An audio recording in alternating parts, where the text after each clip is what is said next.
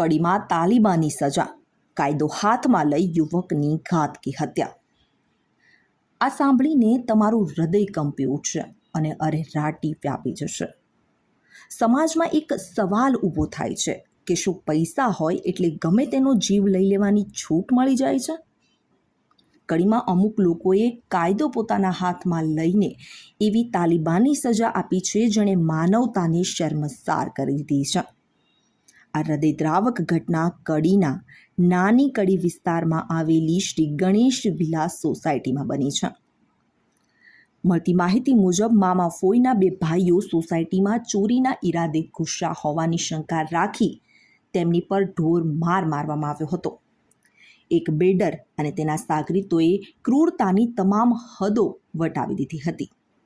યુવકોના શરીર પર લાકડાની ખીલ્લીવાળી પટ્ટીઓથી અમાનુષી અત્યાચાર ગુજારવામાં આવ્યો હતો.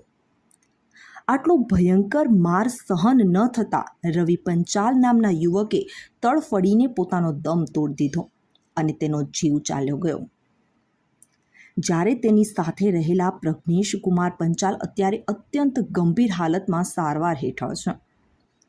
આ નિર્દયી કરતૂત પાછળ કડી અને અગોલના કેટલાક શખ્સોના નામ સામે આવ્યા છે, જેમાં અગોલનો રહેવાસી પટેલ પિનાકી અને કડીના રહેવાસી પટેલ અભિષેક પટેલ, અંકિત તેમજ મિતુલ સુથારનો સમાવેશ થાય છે.